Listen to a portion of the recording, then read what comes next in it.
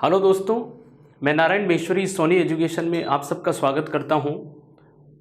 Last की class में हमने पढ़ा कि 1936 का प्रांतीय इलेक्शन, उस प्रांतीय इलेक्शन में कांग्रेस का जो है शानदार प्रदर्शन, ठीक है, यानी कि 6 प्रांतों में कांग्रेस ने अपनी सरकार बनाई, ठीक है। 5 प्रांतों में बहुमत के दल के रूप में जो है कांग्रेस आई, बहुमत लेकर आई, ठीक है। और जो है आप देखते हो कि बंगाल और जो है पंजाब में कांग्रेस सरकार नहीं बना पाई, और बंगाल में जो है सरकार जो बंगाल में सरकार बनती है वो कृषक प्रजा दल जो था उस प्रजा पार्टी से प्लस मुस्लिम लीग की एक संयुक्त सरकार बनती है।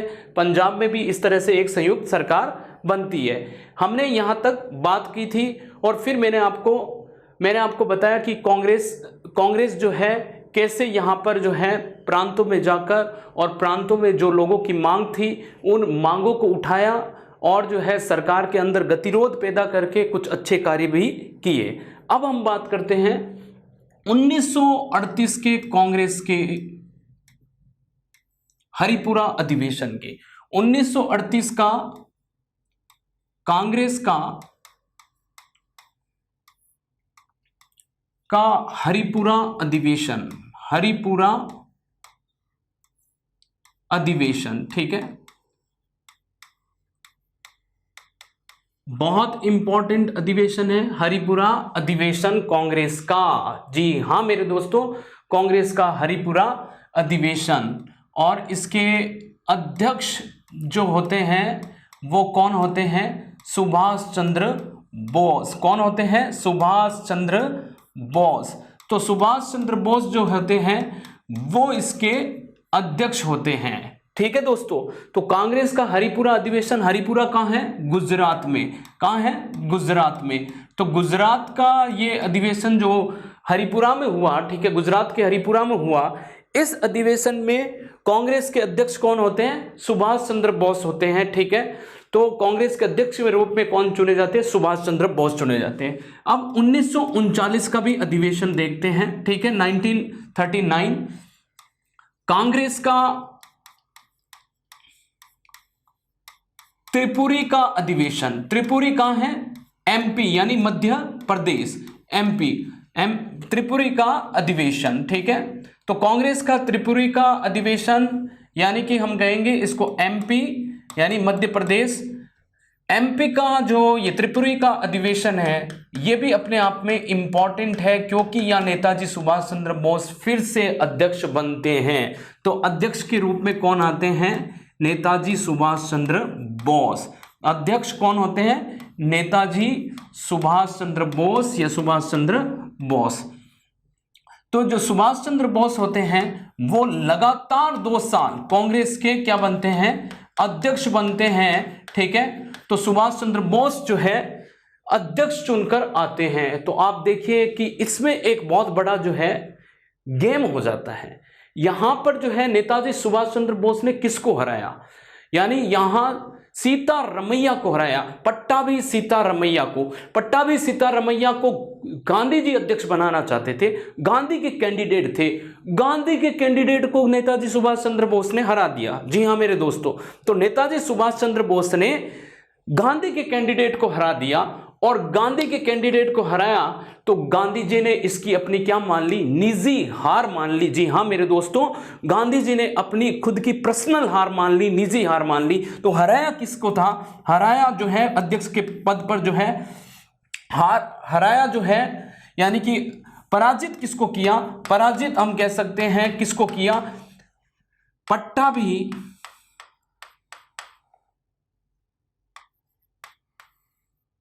पट्टाभी सीतारमैया, ठीक है। पट्टाभी सीतारमैया को जो है इन्होंने को पराजित किया। तो पट्टाभी सीतारमैया को इन्होंने पराजित किया, और ये गांधी के जो है यानी कि गांधी के कैंडिडेट थे, गांधी द्वारा समर्थन प्राप्त था। तो गांधी द्वारा समर्थन प्राप्त था इनको, महात्मा गांधी द्वारा क्या था? समर्थन प्राप्त था। तो गांधी का समर्थन प्राप्त था, गांधी का समर्थन प्राप्त था, ठीक है। तो गांधी का समर्थन जो था इनको, और इन्होंने क्या किया? नेताजी सुभाष चंद्र बोस ने कांग्रेस के इस जो है व्यक्ति को हरा दिया जिसको महात्मा गांधी सपोर्ट कर रहे थे, और गांधी ने इसको क्या मान लिया, अपनी निजी हार मान ली थी। अब कांग्रेस की कार्यकारिणी समिति और नेताजी सुभाष चंद्र बोस के जब इनके बीच में मतभेद हो जाता है, तो यानी कि नेताजी सुभाष चंद्र बोस ने जो है पार्टी को छोड़ देते हैं, पार्टी से इस्तीफा दे देते हैं, और 1939 में नेताजी ने जो है कांग्रेस छोड़कर फॉरवर्ड ब्लॉक नामक एक नई पार्टी की स्थापना करते हैं। फॉरवर्ड ब्लॉक की स्थापना करते हैं, फॉरवर्ड ब्लॉक की स्थापना करते हैं, ठीक है, स्थापना करते हैं। कौन? नेताजी सुभाष चंद्र बोस। तो नेताजी सुभाष चंद्र बोस क्या करते हैं? नेताजी सुभाष चंद्र बोस जो है अब यानी कि पार्टी से इस्तीफा दे देते हैं, मतभेद हो जाता है कांग्रेस से मतभेद होने के बाद में इन्होंने इस्तीफा पकड़ा दिया और अपनी नई पार्टी स्थापित कर ली जिसका नाम था फॉरवर्ड ब्लॉक। अब देखिए दोस्तों, ये 1939 का समय चल रहा है। 1939 का समय बहुत इंपॉर्टेंट है। मैं आपको बताऊं कि 1936 से लेकर 1944 तक भारत का वायसराय कौन होता है? तो भारत का वायसराय होता है, भारत का वायसराय, ठीक है, वायसराय जो है वो होता है लॉर्ड लिनलिथगो। कौन होते हैं? Lord Linlithgow. ये क्या होते हैं? ये वायसराय के रूप में आते हैं भारत में, ठीक है।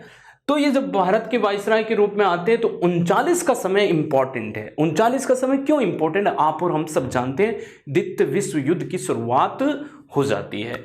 द्वितीय विश्व युद्ध की शुरुआत होती है, सेकेंड वर्ल्ड वॉर 1945 में खत्म होता है जब हिरोशिमा और नागासाकी पर बम डालता है कौन? संयुक्त राज्य अमेरिका डालता है। और जापान पर जब हिरोशिमा और नागासाकी जापान के क्षेत्र, उन पर जो है अमेरिका बम डालकर जो है खत्म करता है पूरी इस रामायण को, वैश्विक रामायण को। तो वैश्विक रामायण का दौर चलता है, वैश्विक जो है उथल पुथल, राजनीतिक उथल पुथल का दौर चलता है। 1939 में इस व्यक्ति ने यानी कि लॉर्ड लिनलिथगो ने 1939 में क्या किया?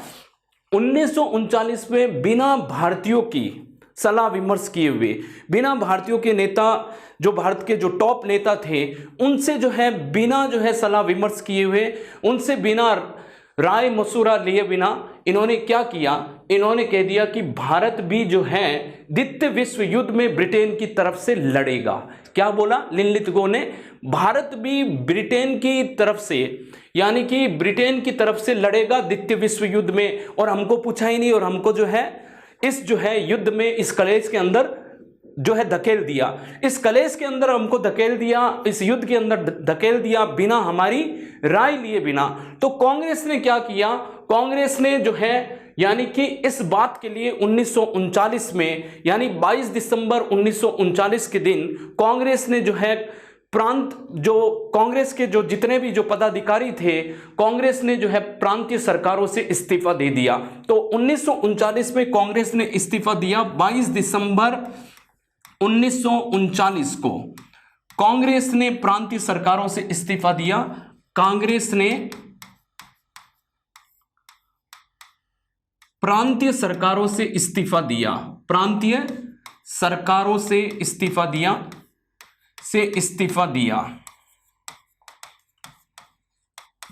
अब देखिए कि मुस्लिम लीग जो है मुंह की खानी पड़ी मुस्लिम लीग को। मुस्लिम लीग जो है यानी कि इस पूरे चुनाव में जो है अच्छा प्रदर्शन नहीं कर पाई, तो मुस्लिम लीग और जो दलित नेता थे डॉक्टर अंबेडकर साहब ने इसी 22 दिसंबर को क्या मनाया? मुक्ति दिवस के रूप में मनाया कि कांग्रेस से हमको मुक्ति मिली।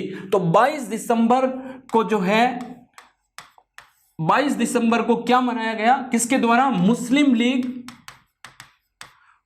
लीग तथा दलित नेता डॉक्टर अंबेडकर के द्वारा, भीमराव अंबेडकर के द्वारा मुक्ति दिवस के रूप में मनाया गया। मुक्ति दिवस के रूप में मनाया गया। जी हां मेरे दोस्तों, मुक्ति दिवस के रूप में मनाया गया।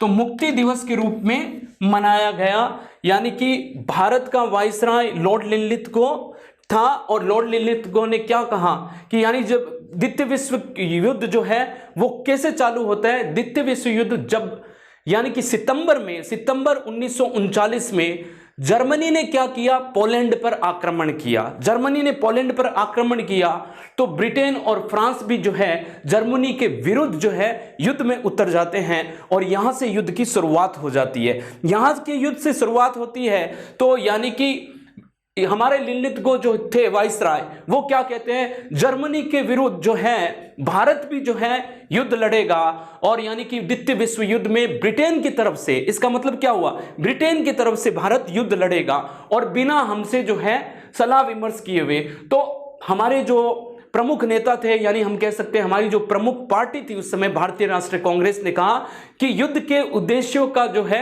यानी कि सही से आंकलन किया जाए, युद्ध के उद्देश्यों को परिभाषित किया जाए। पर युद्ध के उद्देश्य को परिभाषित किया जाए, इस बात को जो है लिनलिथगो ने बिल्कुल से क्या कर दिया, बिल्कुल से, यानी कि लिनलिथगो ने बिल्कुल से इस बात को यानी कि नजरअंदाज कर दिया। तो लिनलिथगो ने इस बात से नजरअंदाज कर दिया दोस्तों। तो यहां पर आप देखिए कि कांग्रेस ने जो है अब क्या किया, 22 दिसंबर 1939 में कांग्रेस ने इस्तीफा दे दिया, पार्टी से इस्तीफा दे दिया, यानी कि सारे प्रांतों से अपना इस्तीफा दे दिया। इस्तीफा देने से जो है सबसे ज्यादा मुस्लिम लीग खुश होती है और मुस्लिम लीग ने जो है मुक्ति दिवस के रूप में इसको मनाया, क्योंकि ये यहां पर अच्छा प्रदर्शन नहीं कर पाती है। तो 22 दिसंबर जो है 1939 मुस्लिम लीग जो है क्या करती है, मुक्ति दिवस के रूप में मनाती है। जी हाँ मेरे दोस्तों, मुस्लिम लीग क्या मनाती है, मुक्ति दिवस के रूप में मनाती है। अब यहां तक हमने बात की। अब यहां से जो है मुस्लिम लीग को जो है ये समझ में आ गया कि यहां से पाकिस्तान की मांग जोर हो जाती है, क्योंकि इनको लग गया कि हिंदुस्तान में जो है हम कभी भी सरकार नहीं बना सकते, क्योंकि हम अल्पसंख्यक है तो हम कभी भी सरकार हिंदुस्तान में नहीं बना सकते हैं, हम सत्ता पर काबिज नहीं हो सकते हैं। तो पाकिस्तान की मांग यहां जोरों शोरों पर चल पड़ती है। तो एक बार हम देखते हैं पाकिस्तान की मांग क्या थी, हमारे जो है एग्जाम में सवाल पूछे जाते हैं। तो पाकिस्तान की मांग का ब्यौरा मैं आपको समझा देता हूं कि पाकिस्तान की मांग को लेकर क्या था। यानी कि पाकिस्तान की मांग जो थी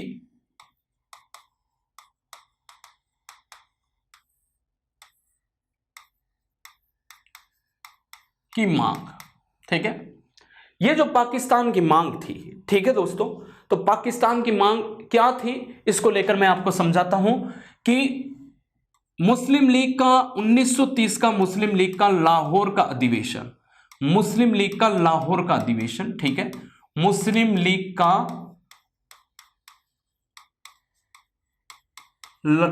इलाहाबाद का अधिवेशन, मुस्लिम लीग का इलाहाबाद का अधिवेशन, ठीक है, इलाहाबाद का अधिवेशन, ठीक है, और इसकी अध्यक्षता कौन कर रहे थे, अध्यक्षता कर रहे थे कवि इकबाल, ठीक है, कवि इकबाल, इसकी अध्यक्षता कौन कर रहे थे, कवि इकबाल इसकी अध्यक्षता कर रहे थे। जी हां मेरे दोस्तों, कौन अध्यक्षता कर रहे थे, कवि इकबाल अध्यक्षता कर रहे थे। कवि इकबाल जिन्होंने लिखा है सारे जहां से अच्छा हिंदुस्तान हमारा, तो इन्होंने एक गीत की रचना की है। तो गीत जो इन्होंने रचना की है तो कौन सा, सारे जहां से अच्छा, जहां से अच्छा हिंदुस्तान हमारा, हिंदुस्तान हमारा, ठीक है, इन्होंने इस गीत की रचना की। अब इन्होंने क्या बोला यहां पर, 1930 में मुस्लिम लीग का इलाहाबाद का जो अधिवेशन था, ये उर्दू कवि थे, तो इन्होंने जो है यहां पर हम कह सकते हैं, इन्होंने कहा कि भारत का जो उत्तर पश्चिम सीमांत प्रांत है, जी हां मेरे दोस्तों, भारत का जो उत्तर पश्चिम सीमांत प्रांत है, इस सीमांत प्रांत को क्या किया जाए, इस सीमांत प्रांत को जो है मुस्लिम जो है हम कह सकते हैं मुस्लिम राज्य घोषित कर दिया जाए। भारत के अंदर ही एक जो है मुस्लिम इकाई और मुस्लिम जो है हम कह सकते हैं कि एक राज्य घोषित कर दिया जाए, कि उत्तर पश्चिम सीमांत प्रांत को मिलाकर एक मुस्लिम जो है यानी कि राज्य घोषित कर दिया जाए, और वो भारत के अंदर ही हो पर स्वायत्तता प्रधान इकाई हो, वो अपने आप में जो है स्वतंत्र हो पर भारत के अंदर ही हो, ठीक है, इन्होंने ये बात की। तो इनका क्या प्रस्ताव था, कि यही ही मुझे जो है भारत के मुसलमानों की अंतिम नियति जो है महसूस होती है, प्रतीत होती है कि ये मुसलमानों की भारत के अंदर अंतिम नियति है कि उत्तर पश्चिम सीमांत प्रांत को जो है मुस्लिम इकाई के रूप में गठन किया जाए। तो उत्तर पश्चिम सीमांत प्रांत जो है, पश्चिमी सीमा प्रांत जो है, उसको मुस्लिम इकाई बनाया जाए, मुस्लिम इकाई बनाया जाए। ठीक है, ये इनका ब्यौरा था। अगर मैं आपको कहूं, इससे पहले आपको अगर कुछ चीजें समझनी है तो 1909 का मॉर्ले मिंटो सुधार अधिनियम है, जिसको हिंदी में आप कहते हो मार्ले मिंटो, इंग्लिश में कह देते हैं मॉर्ले मिंटो। मार्ले मिंटो सुधार अधिनियम जो है 1909 का था। तो मार्ले मिंटो सुधार अधिनियम में मैंने आपको बताई मुसलमानों को पृथक निर्वाचन प्रणाली दी जाती है। देखो बीज तो यहीं से बो दिया जाता है पाकिस्तान का। कैसे? सारे मुसलमान जो है बिल्कुल एक जैसे नहीं थे।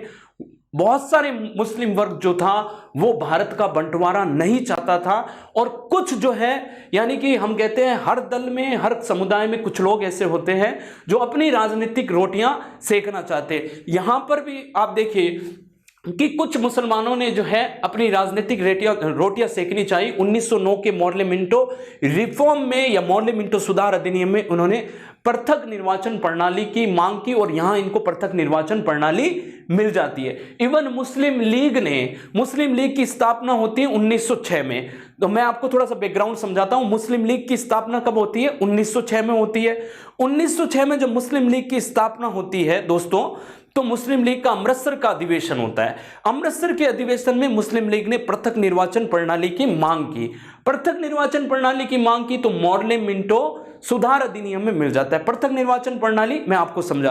अब कोई आदमी अपने आप को जो है अलग ही समझता है कि मान लीजिए ये क्लास है। कुछ लोग कहते हैं कि हम क्लास में जो है इंटेलिजेंट जो है स्टूडेंट है, हमको अलग से ट्रीटमेंट किया जाए, हम पर अलग से ध्यान दिया जाए। ठीक है, तो आपने क्या किया?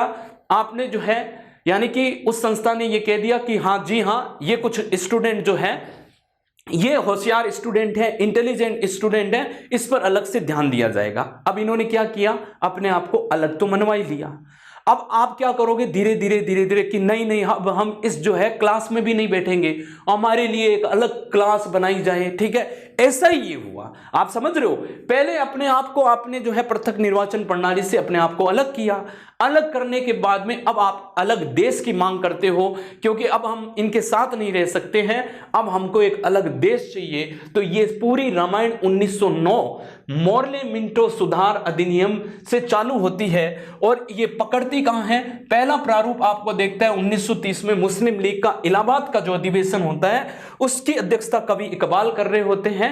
और इन्होंने ये बोला उत्तर पश्चिम सीमा, इन्होंने अलग होने की बात नहीं, इन्होंने कहा कि एक स्वतंत्र इकाई के रूप में भारत में काम करे। जैसे आप समझो चाइना में हांगकांग है। ठीक है, विदेशी मामलों में, रक्षा के मामलों में वो चाइना पर डिपेंड है, बाकी जो जितने भी मामले हैं उस पर वो अपने आप में स्वतंत्र। इस तरह की बात इन्होंने यहां पर कही। अब देखिए 1933 से लेकर 35 तक, 1933 से लेकर 35 तक चौधरी रहमत अली एक कैम्ब्रिज यूनिवर्सिटी का एक छात्र था। ठीक है, कैम्ब्रिज यूनिवर्सिटी का छात्र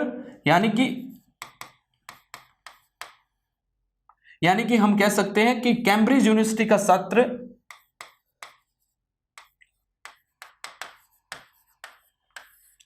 यूनिवर्सिटी का छात्र था, जिसका क्या नाम था? चौधरी रहमत अली। ठीक है, चौधरी रहमत अली। और इसी चौधरी रहमत अली ने, यानी कि इस चौधरी रहमत अली ने एक जो है ऐसे लिखा, एक जो है लेख लिखा, और उस लेख में क्या, लेख का नाम था नाउ और नेवर। तो इसने एक लेख लिखा और लेख में क्या नाम था? नाउ और नेवर, नाउ और नेवर, अभी या कभी नहीं, अगर ऐसे मानो तो इसको हिंदी में नाउ और नेवर, एक लेख लिखा। और इसी लेख में इसने पहली बार पाकिस्तान शब्द की परिकल्पना की। तो प्रथम बार पाकिस्तान शब्द की परिकल्पना, प्रथम बार पाकिस्तान शब्द की परिकल्पना। तो प्रथम बार पाकिस्तान शब्द की परिकल्पना अगर आपसे कोई पूछ ले तो वो कौन है? चौधरी रहमत अली ने की। इसने क्या किया? यानी कि आप समझो पंजाब अफगानिस्तान, पंजाब अफगानिस्तान, सिंध, कश्मीर और बलूचिस्तान, यानी कि इनके आगे के एक एक जो है शब्द उठाया और इसका जो है लास्ट का शब्द उठाया, तो इससे ये क्या बनाया? पाकिस्तान। ठीक है, पाकिस्तान। ठीक है, तो पंजाब अफगानिस्तान कश्मीर, ठीक है, और स्थान यानी बलूचिस्तान का पीछे वाला, इससे इसने पाकिस्तान शब्द की परिकल्पना की। यानी कि वो पाकिस्तान यानी कि पवित्र स्थान की इसने परिकल्पना की। और अपने आप को ये क्या प्रवर्तक मानता था? पाकिस्तान मूवमेंट का जो है मुख्य मानता था। पाकिस्तान मूवमेंट का मुख्य जो व्यक्ति मानता था वो अपने आप को ये मानता था। ठीक है, तो इसने जो है चौधरी रहमत अली थे और इन्होंने चौधरी रहमत अली था, कैम्ब्रिज यूनिवर्सिटी का छात्र था। इसने एक लेख लिखा, नाउ और नेवर। अब हम बात करते हैं कि 23 मार्च 1940 के दिन, ठीक है, मुस्लिम लीग का लाहौर का अधिवेशन। तो मुस्लिम लीग का कौन सा अधिवेशन? लाहौर का अधिवेशन। मुस्लिम लीग का लाहौर का अधिवेशन, लाहौर का अधिवेशन। और लाहौर के अधिवेशन की अगर हम बात करें, अध्यक्षता किसने की? अध्यक्षता दोस्तों मोहम्मद अली जिन्ना ने की। मोहम्मद अली जिन्ना ने। ठीक है, तो मोहम्मद अली जिन्ना ने इसकी क्या की? अध्यक्षता की। तो मोहम्मद अली जिन्ना इसकी अध्यक्षता करते हैं। और अगर हम बात करें कि यानी कि ये जो पूरा जो है यहां पर ये बहुत इंपॉर्टेंट है, ये 23 मार्च 1940 का लाहौर का अधिवेशन प्रथम बार मुस्लिम लीग ने, जी हां मेरे दोस्तों कान खोल के सुन लीजिए आप जो मैं कह रहा हूं, इसलिए कान खोलना बहुत जरूरी है कि मुस्लिम लीग ने प्रथम बार आधिकारिक रूप से पाकिस्तान की मांग की। यानी कि हम कह सकते हैं कि इसमें पाकिस्तान शब्द नहीं बोला गया था, कि एक जो हम कह सकते हैं कि एक अलग राष्ट्र की मांग की थी, मुस्लिम राष्ट्र की मांग की थी, मुस्लिम राज्य की मांग की थी। मुस्लिम राज्य यानी पॉलिटिकल साइंस में मुस्लिम राज्य को क्या कहते हैं? देश कहते हैं। तो पॉलिटिकल साइंस में राज्य को क्या कहते हैं? देश कहते हैं। इसलिए इन्होंने पाकिस्तान नाम नहीं लिया। यहां पर यह ध्यान रखना होगा कि पाकिस्तान नाम नहीं लिया, इन्होंने आधिकारिक रूप से मुस्लिम राज्य की मांग की लाहौर के अधिवेशन में। तो ये इसलिए इंपॉर्टेंट है। विशेष क्या है इसमें? विशेष ये है प्रथम बार आधिकारिक रूप से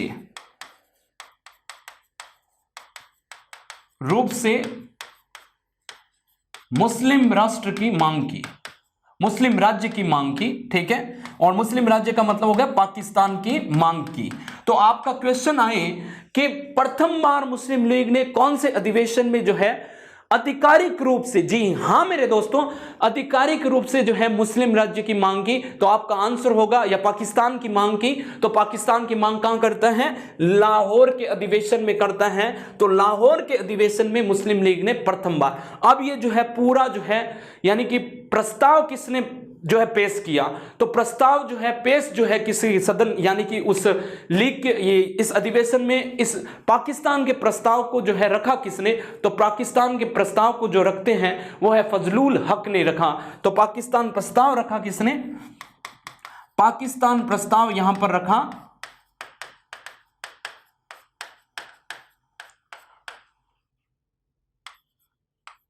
फजलुल हक ने रखा, तो फजलुल हक ने पाकिस्तान प्रस्ताव रखा। जी हाँ मेरे दोस्तों, तो ये बहुत इंपॉर्टेंट कड़ी है यहाँ पर हमारी जो है इस एग्जाम के लिए, क्योंकि यहाँ आप देखते हो 23 मार्च 1940 को मुस्लिम लीग के लाहौर के अधिवेशन में, जिसकी अध्यक्षता जिन्ना कर रहे थे, और जिन्ना ने ये स्पष्ट कर दिया कि भारत का विभाजन होगा और हमको एक अलग राष्ट्र चाहिए, और वो हमको मुस्लिम राष्ट्र या मुस्लिम राज्य चाहिए, और मुस्लिम राज्य का मतलब यहां से पाकिस्तान से है। तो हमने यहां पर देखा कि पाकिस्तान की जो है हमने मांग देखी, कैसे पाकिस्तान की मांग उठी। एक बार मैं आपको फिर से समझा देता हूं कि पाकिस्तान की मांग जो है किस तरह से उठती है। पाकिस्तान की मांग, ठीक है, तो पाकिस्तान की मांग जो है वो 1930 में मुस्लिम लीग का इलाहाबाद का अधिवेशन हुआ, मैंने आपको समझाया, अध्यक्षता कवि इकबाल, और गीत रचना इन्होंने ये की सारे जहां से अच्छा हिंदुस्तान हमारा। प्रस्ताव क्या रखा इन्होंने, उत्तर पश्चिम जो सीमांत प्रांत है, इसमें अफगानिस्तान था, पंजाब था, कश्मीर का एरिया था, इन सबको मिलाकर क्या बना दिया जाए, एक मुस्लिम इकाई बना दी जाए भारत के अंदर। इन्होंने अलग की बात नहीं की। अब यहां से इनकी बात को थोड़ा सा और तूल कौन देता है, यहां से जो है तूल देने वाला था 1933 से 35 में कैम्ब्रिज यूनिवर्सिटी का एक छात्र था जिसका नाम था चौधरी रहमत अली। ठीक है, इस चौधरी रहमत अली ने एक लेख लिखा नाउ और नेवर। नाउ और नेवर में प्रथम बार पाकिस्तान शब्द की परिकल्पना की। तो आपसे क्वेश्चन अगर ये पूछा जाए, आपका एग्जामिनर ये सवाल करे कि प्रथम बार पाकिस्तान शब्द की परिकल्पना किसने की, तो आपका आंसर होगा प्रथम बार पाकिस्तान शब्द की परिकल्पना चौधरी रहमत अली ने की। इसने क्या किया, इन चारों का आगे वाला अक्षर पै, पंजाब, इस आ से अफगानिस्तान, कश्मीर और बलूचिस्तान का पीछे वाला, तो पाकिस्तान या पाकिस्तान शब्द की परिकल्पना की। अगर आपसे पूछा जाए कि आधिकारिक तौर पर जो है मुस्लिम लीग ने कब जो है पाकिस्तान की मांग रखी, तो बिल्कुल आपका आंसर क्या होगा, मुस्लिम लीग का लाहौर का अधिवेशन। लाहौर का अधिवेशन अध्यक्षता कौन कर रहे हैं, मोहम्मद अली जिन्ना कर रहे हैं। ठीक है, विशेष क्या है इसमें, विशेष ये है प्रथम बार आधिकारिक रूप से मुस्लिम राज्य की मांग, यानी कि पाकिस्तान की मांग, पाकिस्तान शब्द नहीं बोला गया। यह प्रस्ताव जो है पाकिस्तान जो प्रस्ताव रखा गया था, पाकिस्तान का प्रस्ताव जो रखा गया था वो फजलुल हक द्वारा रखा गया था, यानी कि असेंबली में, यानी इस अधिवेशन में। ठीक है, अब हम बात करते हैं कि यहां से आपने देखा कि कैसे पाकिस्तान की मांग जोरों तोरों पर चली, क्योंकि 1939 में वैसे ही मुस्लिम लीग बहुत अच्छा 1936 के इलेक्शन में नहीं कर पाई, तो उनको लगा अब जो है एक अलग राष्ट्र ही, एक अलग राज्य ही हमको जो है क्या दे सकती है, हमको सत्ता प्रदान, यानी कि हम सत्ता पर काबिज हो सकते हैं। और इन्होंने ये बोला ना, मोहम्मद अली जिन्ना का एक मैं आपको वाक्य बताता हूं कि ना हम अंग्रेज हम पर शासन कर सकते हैं, ना मैं गांधी को अपने पर शासन, मुसलमानों पर शासन करने की अनुमति देता हूं। इसका मतलब क्या हो गया कि हमको अलग होना है, अलग होकर एक नए जो है राष्ट्र का निर्माण करना है। ठीक है, अब यहां से आपने देखा कि 1939 का ये माहौल जो चल रहा था, इस माहौल में बिल्कुल जो है, यानी कि हम कह सकते हैं कि हमारे जो सुभाष चंद्र बोस है, सुभाष चंद्र बोस अभी क्या करते हैं, अभी जो है बिल्कुल से जो है कांग्रेस से अलग हो जाते हैं। फॉरवर्ड ब्लॉक नामक पार्टी का जो है, फॉरवर्ड ब्लॉक नामक पार्टी की क्या करते हैं, स्थापना करते हैं। अब इनको जो है सुभाष चंद्र बोस को इनके ही घर में जो है हाउस अरेस्ट कर लिया जाता है, बंगाल में जो है हाउस अरेस्ट कर लिया जाता है। एलिगन जो रोड है, एलिगन रोड पर इनका जो है घर होता है। तो सुभाष चंद्र बोस को इनको, यानी कि हम अगर सुभाष चंद्र बोस की बात करें तो सुभाष चंद्र बोस, ठीक है, मैं आपको थोड़ा सा अलग से पढ़ा देता हूं, सुभाष चंद्र बोस। ठीक है, जन्म इनका जो होता है, बस इतना ध्यान रखना, जन्म जो है 23 जनवरी, ठीक है, जनवरी 1897 ईस्वी में जो है इनका जन्म होता है। जन्म स्थान कहाँ है, उड़ीसा, जन्म स्थान उड़ीसा, कटक, यानी कि उड़ीसा में इनका जन्म होता है। कटक में इनका, उड़ीसा में एक जगह है कटक, इनमें वहां पर इनका जन्म होता है। उड़ीसा में एक जगह है जिसका नाम है कटक, ठीक है, वहां पर यहाँ इनका जन्म होता है। देखिए दोस्तों, इन्होंने जो है 1920 में 24 वर्ष की अवस्था में भारतीय सिविल सर्विस एग्जाम पास करते हैं। तो 24 वर्ष की अवस्था में, 24 वर्ष की अवस्था में इंडियन सिविल सर्विस यानी Indian civil service exam pass करते हैं। एग्जाम जो है इंडियन सिविल सर्विस एग्जाम जो है एग्जाम पास करते हैं। ठीक है, अब मैं आपको बता रहा हूं कि इंडियन सिविल सर्विस के जन्मदाता किसे कहा जाता है। मैं थोड़ी सी इसकी भी हिस्ट्री बता देता हूं। इंडियन सिविल सर्विस के जन्मदाता जो है, जन्मदाता लॉर्ड कॉर्नवालिस को कहा जाता है। लॉर्ड कॉर्नवालिस, ठीक है।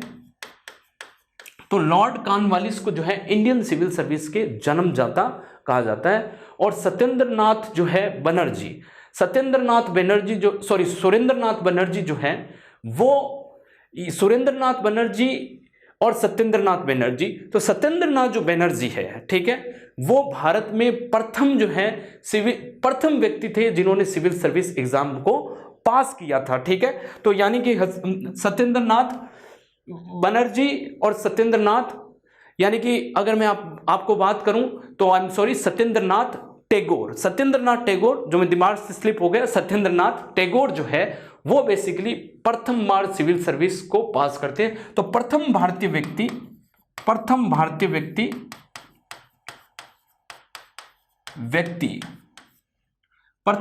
व्यक्ति जिन्होंने आईसीएस के एग्जाम, इंडियन सिविल सर्विस लिख रहा हूं मैं, आईसीएस के एग्जाम को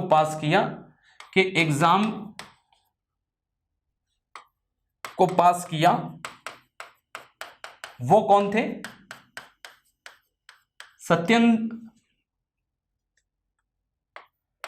सत्येंद्रनाथ टैगोर। ठीक है, सत्येंद्रनाथ टैगोर जो थे ये पहले व्यक्ति थे जिन्होंने Indian civil service ICS exam को पास किया था। ठीक है, अब हम बात करते हैं कि यहां से जो है, यानी कि ये सुभाष चंद्र बोस जो है यहां से जब इनको घर में नजरबंद कर दिया जाता है 1940 में जो है, यानी कि ब्रिटिश सरकार को लगा कि सुभाष चंद्र बोस हमारे लिए एक बड़ी चुनौती है, तो बड़ी चुनौती से कैसे निपटा जाए, तो इनको जो क्या कर दिया गया, उनको जो है इनके घर में जो है बंगाल में यानी कलकत्ता में इनको अपने एलिगन रोड पर इनका घर था, यहां पर जो है नजरबंद कर दिया गया। तो 17 जनवरी 1941 के दिन, ठीक है, 17 जनवरी 1941 के दिन ये क्या होते हैं, ये घर से जो है निकल जाते हैं पठान जियाउद्दीन की वेशभूषा से। ये भारत से बाहर चले जाते हैं 17 जनवरी 1941 में। ठीक है, पठान जियाउद्दीन की वेशभूषा में, पठान जियाउद्दीन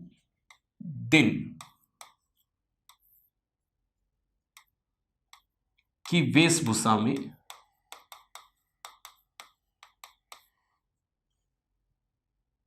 भारत से बाहर, ठीक है, भारत से बाहर चले जाते हैं,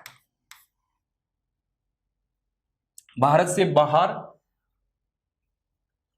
बाहर चले जाते हैं। अब ये क्या होता है, देखिए दोस्तों कि ये जर्मनी जाते हैं। ठीक है, जर्मनी में इन्होंने जो है इंडियन इंडिपेंडेंस लीग यानी कि इंडिपेंडेंस लीग की स्थापना करते हैं, मुक्ति दल का गठन करते हैं। तो जर्मनी में ये क्या करते हैं, जर्मनी में मुक्ति दल का गठन करते हैं, जर्मनी में मुक्ति दल का गठन करते हैं, मुक्ति दल जिसको इंडिपेंडेंस लीग कहा जाता है, इंडिपेंडेंस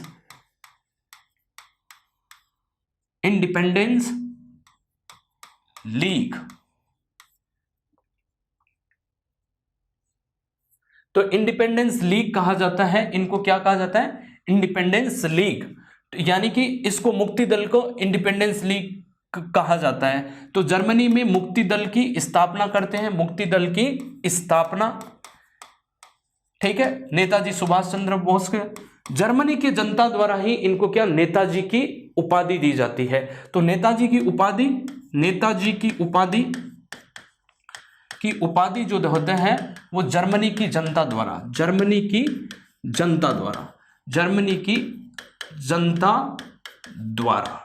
ठीक है, तो जर्मनी की जनता द्वारा इनको नेताजी की उपाधि दी जाती है। जी हाँ मेरे दोस्तों, ठीक है। अब हम बात करते हैं कि अब इनका, और हम बात करेंगे कि यानी कि आपने देखा है कि एक बहुत ही जो है प्रसिद्ध जो है एक दल बनता है और उसका जो नारा क्या होता है, तुम मुझे खून दो और मैं तुम्हें आज़ादी दूंगा, यानी कि आज़ाद हिंद फौज। आज़ाद हिंद फौज का गठन, ठीक है, आज़ाद हिंद फौज और नेताजी सुभाष चंद्र बोस की क्या भूमिका है उस पर हम बात करते हैं, ठीक है। वैसे जो है आज़ाद हिंद फौज और नेताजी का जो है बड़ा रोल है। आज़ाद हिंद फौज जो है अपनी चरम सीमा पर नेताजी सुभाष चंद्र बोस के आने पर ही जो है, यानी कि हम कह सकते हैं कि अपने चरम सीमा पर आ जाती है आज़ाद हिंद फौज। और आज़ाद हिंद फौज की ख्याति जो है, गुडविल जो है, नेताजी सुभाष चंद्र बोस के जुड़ने पर ही होती है। उससे पहले आज़ाद हिंद फौज का गठन किसने किया उसके बारे में भी मैं बात कर लेता हूं। आज़ाद हिंद फौज, आज़ाद हिंद फौज, ठीक है। आज़ाद हिंद फौज यानी कि आज़ाद हिंद फौज की स्थापना होती है सिंगापुर के मलाया में। स्थापना कहाँ होती है? मलाया एक जगह है सिंगापुर में, सिंगापुर, ठीक है, सिंगापुर के मलाया में, ठीक है। संस्थापक क्या कौन होते हैं? संस्थापक इसमें ध्यान रखना कैप्टन मोहन सिंह, ठीक है, कैप्टन मोहन सिंह इसके संस्थापक होते हैं। कैप्टन मोहन सिंह की ही दिमाग की उपज होती है, बाद में ये गिरफ्तार भी हो जाते हैं, ठीक है। तो कैप्टन मोहन सिंह जो है आज़ाद हिंद फौज का संस्थापक होते हैं। जी हाँ मेरे दोस्तों, तो कैप्टन मोहन सिंह क्या होते हैं? आज़ाद हिंद फौज के संस्थापक होते हैं। अब इसका जो है हम कह सके आदर्श वाक्य क्या है आज़ाद हिंद फौज का? आज़ाद हिंद फौज का आदर्श वाक्य, यानी कि आज़ाद हिंद फौज का आदर्श वाक्य जो है एकता, वफादारी और बलिदान। एकता, वफादारी और बलिदान, ये आज़ाद हिंद फौज का आदर्श वाक्य था।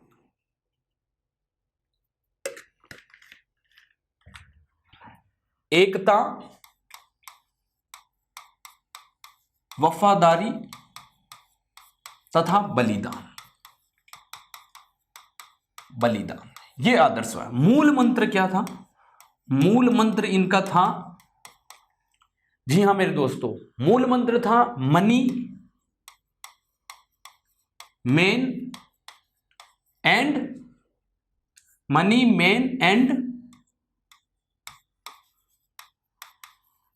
मटीरियल, ठीक है, मनी मैन एंड मटीरियल, ये मूल मंत्र था, ठीक है। अब हम बात करते हैं कि इनका जो है गीत क्या था? कदम कदम बढ़ाए चलो। तो यानी कि इसका गीत क्या था? तो इनका परेड गीत क्या था? कदम कदम बढ़ाए चलो, कदम कदम चलो, कदम कदम बढ़ाए चलो, ठीक है, ये इनका मूल मंत्र था, ये सॉरी मूल गीत था, ये परेड गीत था, ठीक है। अब हम बात करते हैं कि रास बिहारी बोस जो है, रास बिहारी बोस और कैप्टन मोहन सिंह ने जो है इसकी स्थापना की, ठीक है। अब जो है नेताजी सुभाष चंद्र बोस को जो है रास बिहारी बोस बुलाते हैं जर्मनी से, ठीक है। जर्मनी से इनको कहाँ बुलाया जाता है? सिंगापुर में बुलाया जाता है। सिंगापुर में बुलाया जाता है तो इनको जो है कमान जब सौंप दी जाती है तो 7 जुलाई 1943 को, ठीक है, आज़ाद हिंद फौज का जो नेतृत्व है वो किसके पास में आ जाता है? यानी कि इसका नेतृत्व अभी कौन कर रहे थे? अभी नेतृत्व कर रहे थे कौन? रास बिहारी बोस कर रहे थे, ठीक है। तो कैप्टन मोहन सिंह ने जो है बनाकर किसको दे दिया? रास बिहारी बोस को दे दिया। अब रास बिहारी बोस ने जो है यानी कि इसका नेतृत्व किसको दे देते हैं? 7 जुलाई 1943 को हम कहते हैं नेतृत्व जो है आज़ाद हिंद फौज का, आज़ाद हिंद फौज का नेतृत्व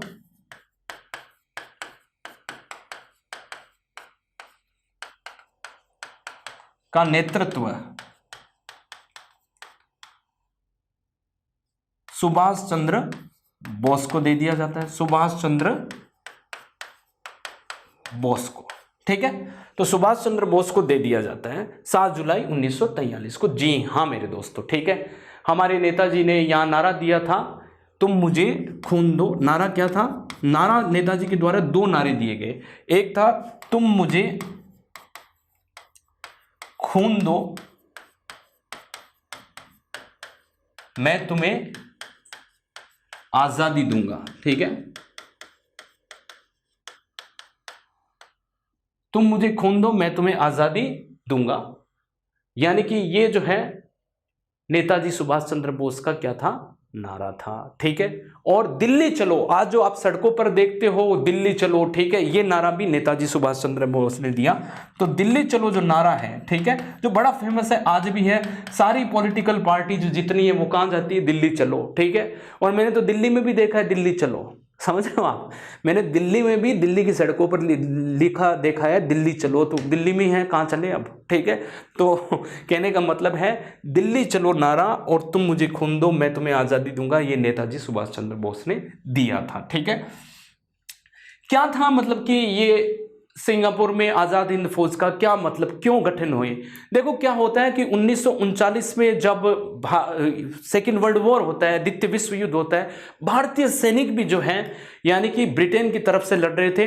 तो ये दक्षिण पूर्वी एशियाई देश, ये सिंगापुर जापान क्या है, यानी कि ये भारत है, मान लीजिए ये भारत, ठीक है, तो ये वाला क्या है, ये है दक्षिण पूर्वी एशियाई देश, दक्षिण पूर्वी एशियाई देश है। तो दक्षिण पूर्वी एशियाई देश में यही सिंगापुर जापान यहां पर है। तो यहां पर भारतीय सेना लड़ रही थी। तो यहां पर जो भारतीय सैनिक जितने भी युद्धबंदी के रूप में बनाए जाते थे, युद्धबंदी जो है के रूप में जो यहाँ पर कैप्चर हो जाते थे जापान की तरफ से, सिंगापुर की तरफ से, तो यहाँ पर क्या किया जाता था, बर्मा मलाया में जितने भी जो सैनिक जो है जापान ने जितने हराए थे, उन सैनिकों को जो है जापान की सहायता से और रास बिहारी बोस जो है जापान की गवर्नमेंट की सहायता से उन सैनिकों को जो है छुड़वा कर आजाद हिंद फौज में जो है भर्ती करके ब्रिटेन के खिलाफ एक जो है बड़ी सेना तैयार की थी। तो मेरा क्या कहने का मतलब है, मेरे कहने का मतलब है ऐसे भारतीय जो ब्रिटेन की तरफ से जापान में, बर्मा में, सिंगापुर में इधर लड़ रहे थे और इधर जो है जापान इन पर हावी हो रहा था। तो जापान जो जितने भी भारतीय सैनिकों को बंदी बना रहा था, तो रास बिहारी बोस जापान की सरकार की सहायता से उनको छुड़ाकर आजाद हिंद फौज में जो है भर्ती करते थे। तो कहने का मतलब है कि यहां पर जो आजाद हिंद फौज है, ये आजाद हिंद फौज जो है गठित होती है युद्धबंदियों के रूप में, और कुछ जो हम कह सकते हैं स्वयंसेवक भी होते हैं, और कुछ जो भारतीय लोग वहां रह रहे होते हैं वो अपनी इच्छा से भी भर्ती होते हैं। ऐसे करके आजाद हिंद फौज का गठन होता है, जिसका एक ही मतलब उद्देश्य था कि भारत को आजादी दिलाना, कैसे भी आजादी दिलाना, पर भारत को आजादी दिलाना, यह उद्देश्य था। अब हम बात करते हैं कि 6 जुलाई 1944 को, ठीक है, आजाद यानी कि आजाद हिंद फौज के रेडियो से 6 जुलाई 1944, 6 जुलाई 1944, ठीक है, आजाद हिंद फौज के रेडियो से, आजाद हिंद फौज के रेडियो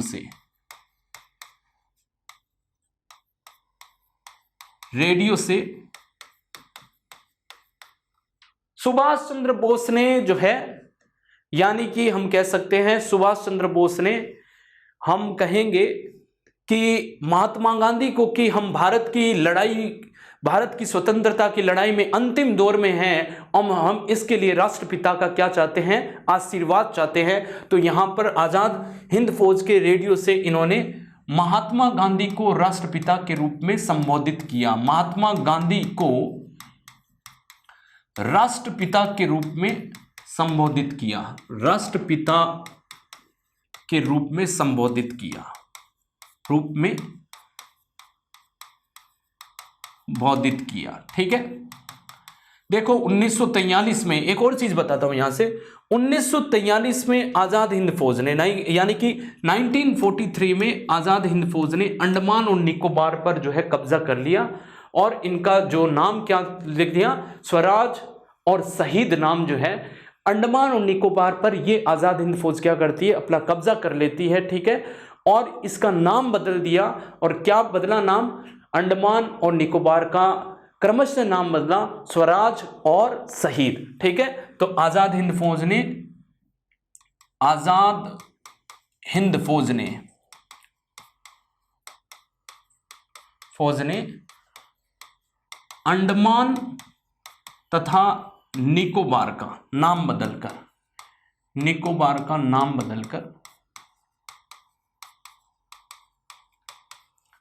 बदलकर स्वराज तथा शहीद किया, शहीद रखा। ठीक है, स्वराज अंडमान तथा निकोबार का नाम बदलकर क्या रखा, शहीद रखा। ठीक है, ये ध्यान रखना है। तो ये बहुत इंपॉर्टेंट है कि इन्होंने अंडमान और निकोबार का नाम बदलकर क्या रखा, शहीद रखा। देखो, नेताजी सुभाष चंद्र बोस जैसे जो है क्रांतिकारी नेता, देशभक्त नेता कभी भी पैदा नहीं हो सकते हैं। ये सदियों में ऐसे लोग एक बार पैदा होते हैं, ऐसा मेरा जो है पर्सनली मानना है। ठीक है, और जो है आपको मैंने बताया कि गांधी और जो है इनके बीच में मतभेद होते हुए भी मनभेद नहीं था। आप देख रहे हो, इनके बीच में मतभेद थे जरूर, पर मनभेद बिल्कुल भी नहीं थे। और इन्होंने यहाँ पर क्या, यहाँ पर आप देख रहे हो कि आज़ाद हिंद फौज के रेडियो स्टेशन से, के रेडियो से इन्होंने महात्मा गांधी को क्या कहा, संबोधित किया कि हम स्वतंत्रता, भारत की स्वतंत्रता की लड़ाई के अंतिम चरण में चल रहे हैं और हम आपका क्या चाह रहे हैं, राष्ट्रपिता आपका आशीर्वाद चाह रहे हैं। ठीक है, और अब हम बात करते हैं कि इस महान देशभक्त की मृत्यु जो होती है वो 18 अगस्त 1945 में जब ये टोक्यो के लिए रवाना होते हैं तब इनकी मृत्यु होती है। तो एक जो है मृत्यु होती है 18 अगस्त 1945 में इनकी मृत्यु होती है। ठीक है दोस्तों, अब यह हम कहेंगे आज़ाद हिंद फौज के जो है, हम कहेंगे कि आज़ाद हिंद फौज के कुछ पुरुष दल था और कुछ क्या था, हम कहेंगे महिला दल था। तो आज़ाद हिंद फौज का पुरुष दल और महिला दल। ठीक है,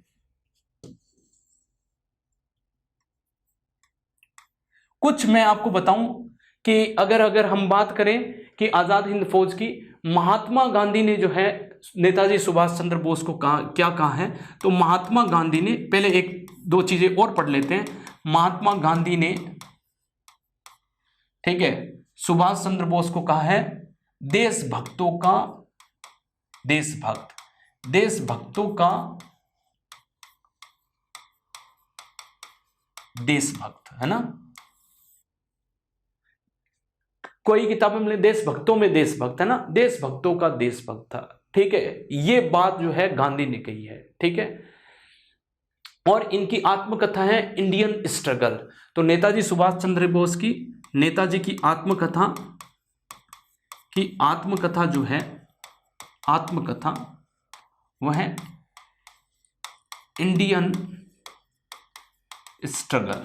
ठीक है, ये इनकी आत्मकथा है। ठीक है, ये ध्यान रखना, इंडियन स्ट्रगल इनकी आत्मकथा है। ठीक है, अब हम बात करते हैं कि जब इनके जो है, यानी कि आज़ाद हिंद फौज का पुरुष दल भी था और जो है पुरुष वर्ग की टीम थी और महिला वर्ग की भी टीम थी, उसके बारे में मैं आपको बात करता हूं। तो आज़ाद हिंद फौज, ठीक है, पुरुष वर्ग टीम और एक थी महिला वर्ग टीम। ठीक है, महिला वर्ग टीम। ठीक है, तो पुरुष वर्ग टीम थी इनकी, एक क्या थी, महिला वर्ग टीम थी। नेहरू ब्रिगेड, इसमें थी नेहरू ब्रिगेड। ठीक है, नेहरू ब्रिगेड के बाद में एक थी आजाद ब्रिगेड, आजाद ब्रिगेड, और एक थी आपके गांधी ब्रिगेड। देख रहे हो आप, गांधी ब्रिगेड। मनभेद नहीं था, मतभेद था। और महिला ब्रिगेड में थी रानी लक्ष्मीबाई ब्रिगेड। ठीक है, तो रानी लक्ष्मीबाई ब्रिगेड, ये जो है बेसिकली ये ब्रिगेड थी। और इन ब्रिगेड में जैसे जी.एम. ढिल्लो इसके जो है प्रमुख थे, जी.एम. ढिल्लो प्रमुख। इसमें गांधी में इनायत खान, ठीक है, इसमें गुलजार, ठीक है, गुलजार सिंह, ठीक है, ये प्रमुख थे। और रानी लक्ष्मीबाई ब्रिगेड में जो है लक्ष्मी सहगल जो थी वो इसकी प्रमुख थी। लक्ष्मी सहगल इस ब्रिगेड की प्रमुख थी। तो दोस्तों ये इनकी आपसे पूछ लें कि आज़ाद हिंद फौज की महिला ब्रिगेड का नाम क्या था, तो रानी लक्ष्मीबाई ब्रिगेड था, ठीक है, रानी झांसी ब्रिगेड, ठीक है, यानी कि लक्ष्मीबाई भी नहीं होकर ये क्या थी, रानी झांसी ब्रिगेड, ठीक है। इसका सही नाम अगर जो है वो रानी झांसी है, ठीक है। तो हम यहाँ थोड़ा करेक्ट करेंगे, रानी झांसी ब्रिगेड करेंगे, लक्ष्मीबाई नहीं करके इसको क्या करेंगे, रानी झांसी ब्रिगेड, ठीक है। जो किताबें ये लिखती है रानी लक्ष्मी ब्रिगेड वो गलत है, रानी झांसी ब्रिगेड, ठीक है। तो रानी झांसी ब्रिगेड थी और जिसकी प्रमुख कौन थी, लक्ष्मी सहगल थी। तो हमने ये बात की, आज जो हमारी इस क्लास में जो बात हुई है उसकी मैं एक बार वापस से बात कर देता हूं कि हमने क्या बात की है। हमने बात की आज़ाद हिंद फौज की। आज़ाद हिंद फौज की स्थापना मलाया सिंगापुर, संस्थापक कैप्टन मोहन सिंह। आदर्श वाक्य क्या था, एकता, वफादारी तथा बलिदान, ठीक है। मूल मंत्र क्या था, मनी, मेन एंड मटीरियल। इनका जो है मार्च गीत क्या था, तो इसको लिख सकते हैं मार्च गीत। मार्च गीत था कदम कदम बढ़ाए चलो, खुशी की गीत गाए चलो, ठीक है।